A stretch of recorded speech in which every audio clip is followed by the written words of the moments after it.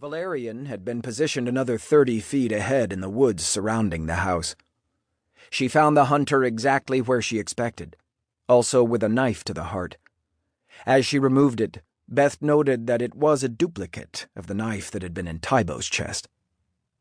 Tossing the blade aside, Beth slapped a bag of blood onto Valerian's fangs as well before turning to peer through the bushes at the house they'd been watching since just after sunset. It had been empty by the time they'd got their orders from Mortimer at the Enforcer House and made their way here. The inhabitants, a Rogue Immortal and his minions, had already been gone by then, probably to hunt up new victims. Beth, Tybo, and Valerian had sat here, awaiting their return for most of the night, and now it was almost dawn. But a few minutes ago a van had pulled into the driveway. The garage door had opened. The van had pulled in, and the door had closed without them ever seeing how many people were in the vehicle, which was why Beth had ordered Tybo to approach the house. They needed to know how many rogues they were dealing with and what the situation was. It was vital to their approach. If there were innocent mortals who needed saving, for instance, it would affect how they handled everything. It seemed, however, that their presence hadn't gone unnoticed, and one of the returning rogues had managed to slip out unseen and sneak up on them. Her question now was whether that was the only one. Had the newly turned rogue just been sent out to check around and happened upon them? Or had they been spotted, and he was sent out to take care of them? And if so, how many others, if any, were out scouring the trees surrounding the house, looking for them? Aside from whether there were innocents around, Beth also needed to know how many rogues were inside besides Walter Simpson, the master rogue of this group. Unfortunately, getting those answers and doing anything with them would be hard, since her entire, and very tiny, team was now incapacitated, except for herself. Cursing under her breath, Beth took a quick glance around and then moved to the nearest tree and swiftly climbed up into the branches. She settled on a large, sturdy branch, 15 feet up, took a moment to be sure that she had a good view of the surrounding area and that no one could sneak up on her, and then slid her cell phone from her pocket. Mortimer answered on the first ring.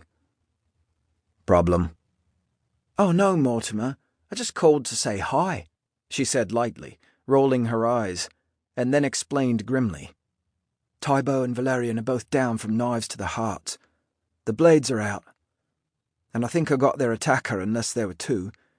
But that leaves me on my own with a rogue who may or may not have others to help him, and who may or may not know people are out here." "The attacker's not talking?" Mortimer asked. "Hard to talk with your windpipe hacked open," Beth said dryly. "I would imagine so," Mortimer agreed, and she was sure she could hear a smile in his voice.